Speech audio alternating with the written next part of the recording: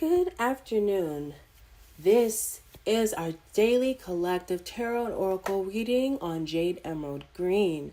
Today is Thursday, June 19th, 2025, also and more famously known as Juneteenth.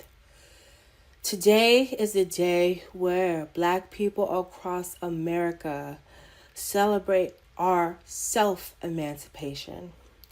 Yes, I say self-emancipation, and that is the theme of what we're going to be getting into with the cards today.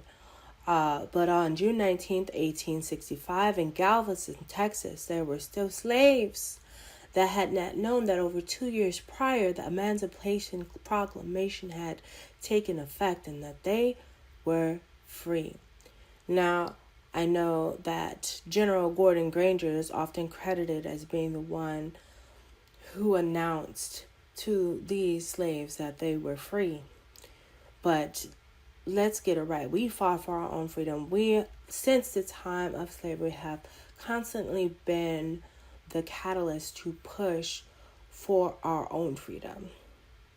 And it has taken the moral transformation of white people that is a still slow-going, long, painstaking process to just do the right thing. So because of this important aspect, this important view that we take on this day, I'm not sure if you've seen a video I've posted on my other page, Tenacity, that DJ, but I have adamantly expressed that Juneteenth is for Black people.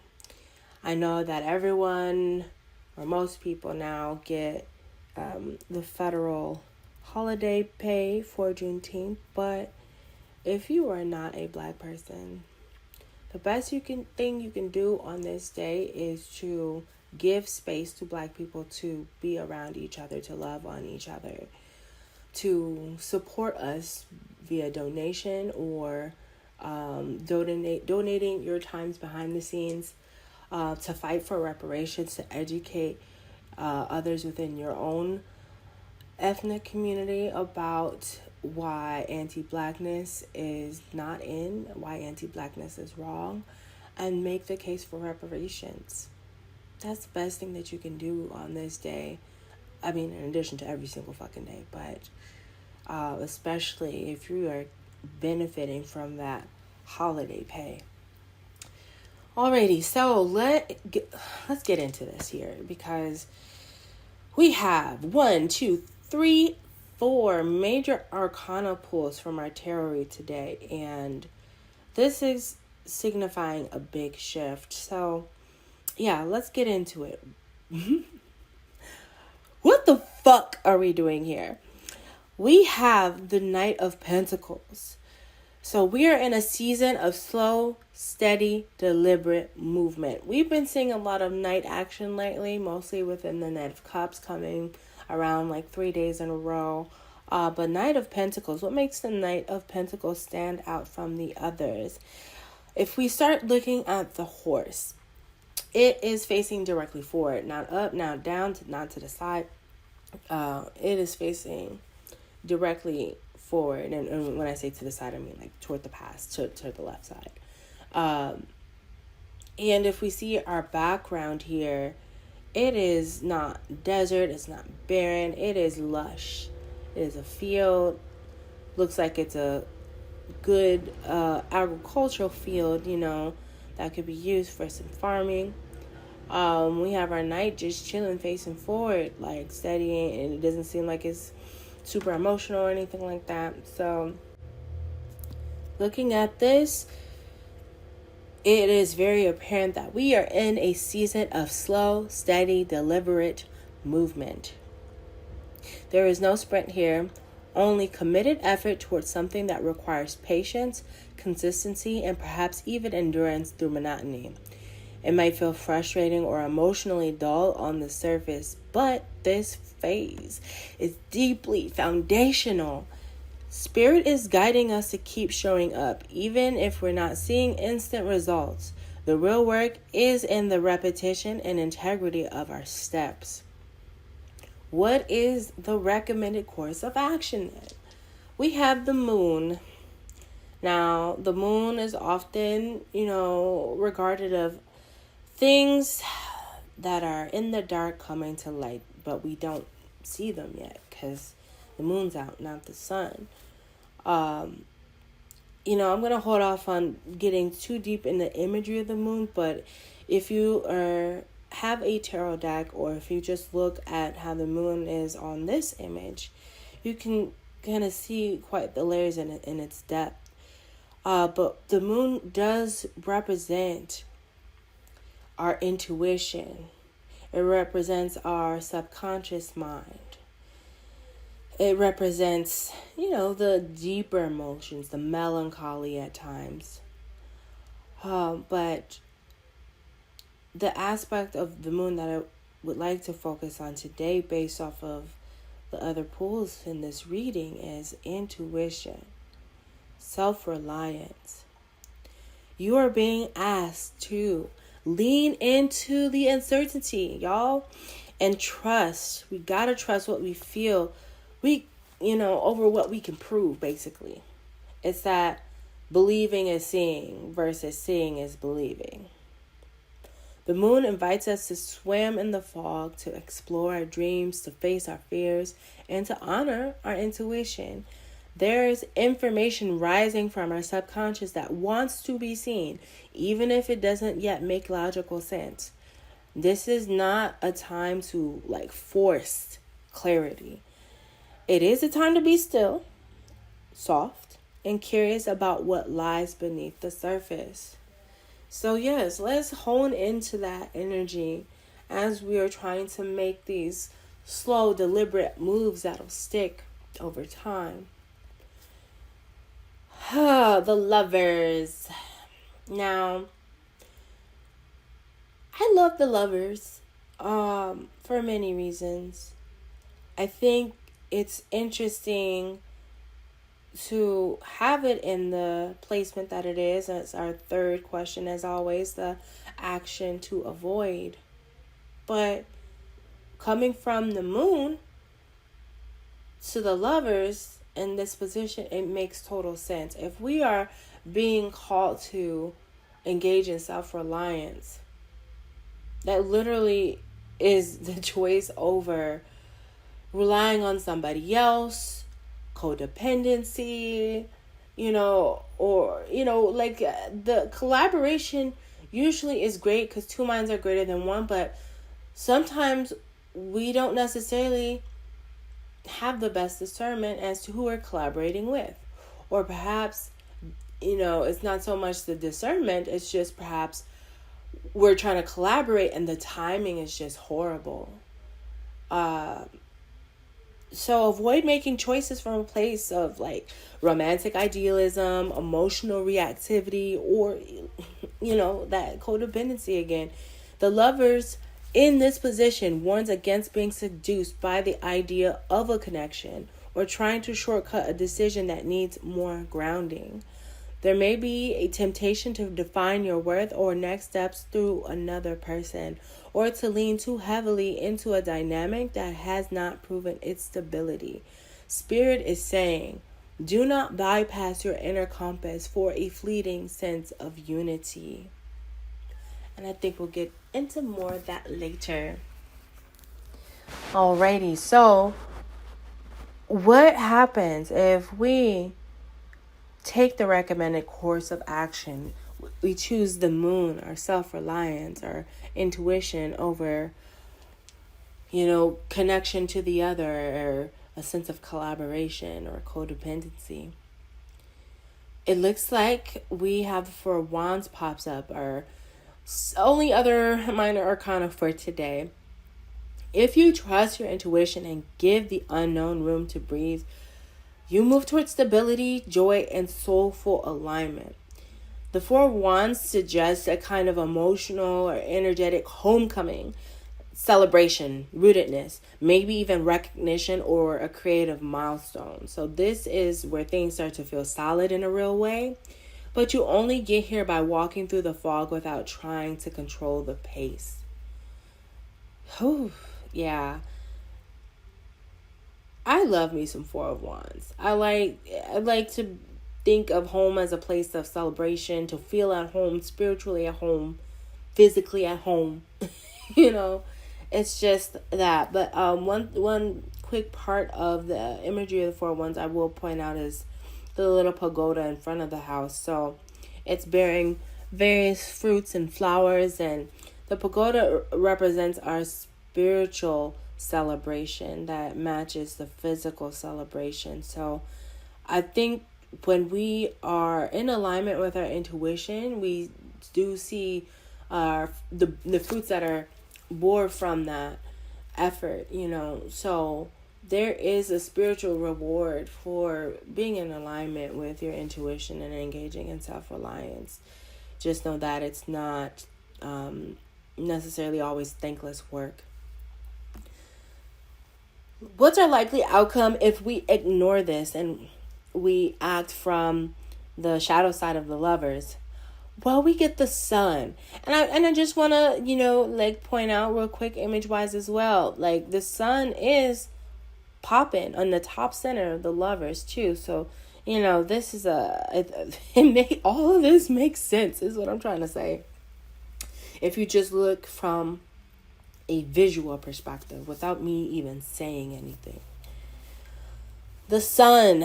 So what I'm getting in this, the short of it is, some sort of ego is popping up. The shadow side of the Sun deals with those who are too concerned with image at the expense of truth, at the expense of doing what's right.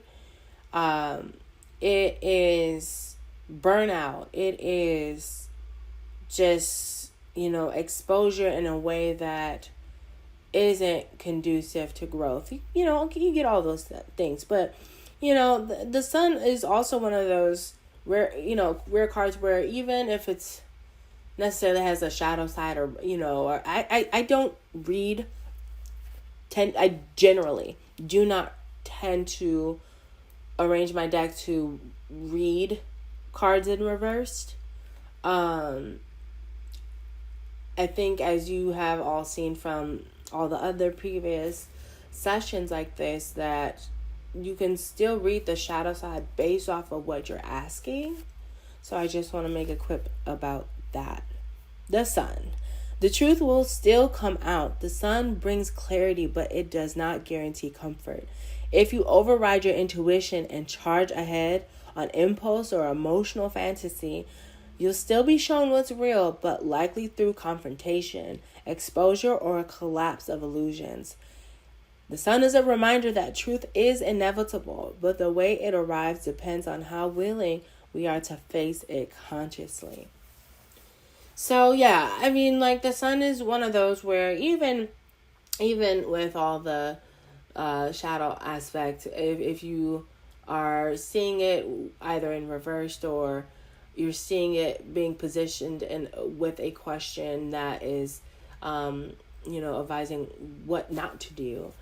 It's still a powerful card because at the end of the day, we need light. We need light to see. If we didn't have the fucking Sun, we wouldn't be living. We wouldn't have Earth the way in which, we have it.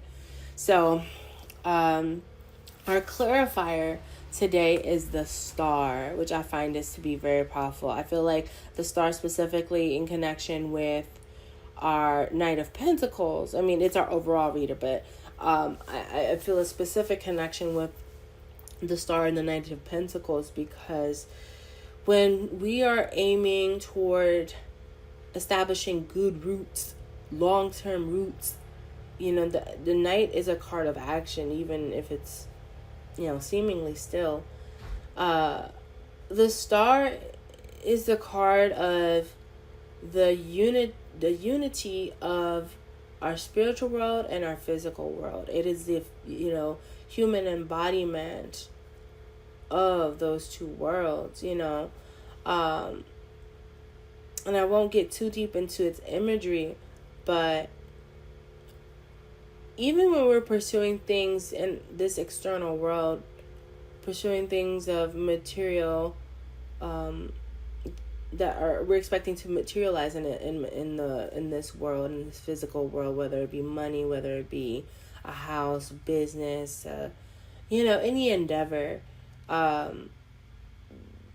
The spiritual aspect usually lies in our why, our purpose for doing said thing.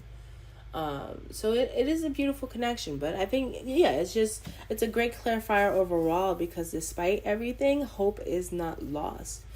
I think that's what I'm getting at with even the Sun card being present, even with the Lovers being present. The Star is here to stay. No matter how uncertain, emotional, or disruptive things feel, you are absolutely being guided toward healing and greater alignment. This card holds the vibration of deep spiritual cleansing and long-term vision. It's about becoming reacquainted with your higher self and trusting that something beautiful is being rebuilt, even if it looks nothing like what you had in mind. So this is a really powerful ass spread. But I know I've taken some extra time explaining it. So let's get into the oracles really quickly. Our Prism Oracle, we have sadness and protection. Interesting combination. There's unspoken grief moving through this spread now. You may be carrying more than what you're letting on, perhaps, or maybe even more than what you've acknowledged to yourself. But the protection card suggests that you've built barriers to keep the pain at bay, but those same defenses might be blocking the emotional release that you need. Your sadness is sacred, y'all. Let it rise without judgment, and you don't have to collapse under it. You just need to give it some room. Conversely, even it's natural. Oftentimes when we are really sad is because we don't feel protected by the world. We feel like something is amiss or something's just not fair. I think it's just good to hold two truths in this moment. Like, you can feel sad and also know that you are protected. So, and you can know that, you need to protect yourself, but also allow yourself for vulnerability. So it's a ebb and flow, or mutually, I don't want to say mutually exclusive. I don't think that's the right term, so I'm going to avoid that. But, you get what I'm saying. It's reciprocal. Our celebrity spirit oracle is motherfucking Robin Williams, the legendary Robin motherfucking Williams. Oh my gosh, I can't even think of what is my favorite role from Robin. I fucks with Jumanji hard all day. I can watch that movie back to back to back to back, and still be just as enthused as the first time as I watched it. Expand your energy is the key word here, or key phrase. This card carries the bittersweet medicine of showing up as your whole self. Robin Williams reminds us that being expressive doesn't always mean being loud or performative. It means honoring the full range of your energy, not just the parts that make others comfortable. There's liberation and authenticity, even if it feels raw or awkward.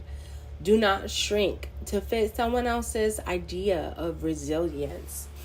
One of the interesting things that is noted in the book that comes with this oracle deck is that Robin referred to his ability to embody so many different roles, whether it be comedic or more dramatic. Whatever character he took on, he would think of himself as expanding like a balloon in order to embody the characteristics needed to perform, whatever character that he, or whatever role that he was taking on. And I think that is such great imagery. We have to think of ourselves as balloons, sometimes we don't want to be a balloon because we don't want to be compromising ourselves, and I can totally see that, but it is such a great thing to have. And you know what? Oh my gosh, I'm just now noticing this. Okay, so if you listen to June 18th, yesterday's reading, I talk about the Greek comedy and tragedy mask. And it's literally behind Robin Williams. That's so crazy. Because, we were talking about Heath Ledger. So, that's why it's important. I know that these can be 15, 20, 30 minutes long. But these are worthy reads because the continuity from day to day is amazing. So yes, just know that, yeah, you can be like a balloon. You can expand your energy and, rise to the occasion, even if it's in the mark of like, I need to be more self-reliant. Some people don't know how to be self-reliant, don't know how to use intuition. And so today is a great exercise in that. Alrighty, moving on to our Wested Tea and Broken Mirrors Oracle. So for the Wested Tea Oracle, we have romantic love affair. So this could also be the lovers showing up from our tarot into our oracle. Secret fix, secret lovers. So this, in a more obvious way, can symbolize a connection, whether past or present, that may be lingering in the shadows, whether it's physically active or emotionally unresolved. This card points to a relationship that might be feeding your desires while also draining your discernment. Shadow side lovers. Sorry, I don't mean to clap, but come on, fam. So let's ask ourselves, is this the dynamic nurturing that we need for our growth, or is it just feeling a temporary void? There is a difference between passion and clarity, and we are being nudged to feel the difference. Yeah, this is, look, these cards, yo, and these are all different decks. Okay, sorry, I just keep getting excited about being of service in this way. Broken Mirrors Oracle, Inferno, chaos, job loss, everything crumbling. I think this is perhaps the most intense card for the spread today. You're moving through or just moving past serious energetic upheaval. Anything could have fallen apart, like externally, internally, a little bit of both. This card reflects kind of like the Tower kind of deal, which also makes sense because the Tower comes right before the Star. Okay?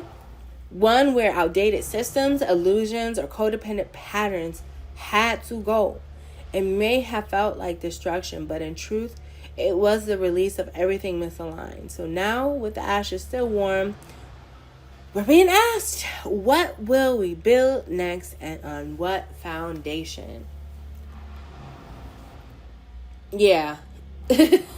Yeah. I mean, that's pretty much it. Our angelic connections card are 555 for today. Numerology heads unite. Big changes are coming. This is confirmation that you're in the thick of a divine pivot. 555 marks a period of radical transformation, one that can feel chaotic but is ultimately constructive. The changes ahead are not random. They're aligned with the next version of ourselves that is trying to emerge. Our job is to stay open, soft, and prepare for spirit to show us the new life that we're having take root. So, on the card, sorry, I had a call come in. On the card itself, it says the angels have big changes in store for you. They're sending this sign so that you'll be prepared. Alrighty, y'all. So, in me observing these cards and coming to my analysis and writing things out, I had to kind of just come up with a question for our timing oracle. And that was, when will we start to see the internal shift that is needed to be in alignment with our higher intuition, with our much needed sense of self-reliance, so that we get the spiritual and physical rest we need in the Four of Wands. Tomorrow looks promising. I know timing decks can make anyone feel a certain way about it, but why start tomorrow when you can start today? Now that you've gone through this reading with me for today, really take this with you. You know, take what is relevant to you, leave the rest, of course. But this is, this is just another way of painting, I would say, and it's very cathartic. And I'm glad to be able to, you know, do these pulls and have this analysis for you on this day. But I need to go celebrate Juneteenth because, you know, I'm blackity black, biggity biggity black, y'all. Thank you so much for your time, and please have a great, safe Juneteenth. And if you're in Milwaukee, come out 9:00 p.m. Your girl Tenacity, that DJ, will be spinning at High Dive in River West. So come through, y'all. All right, much love.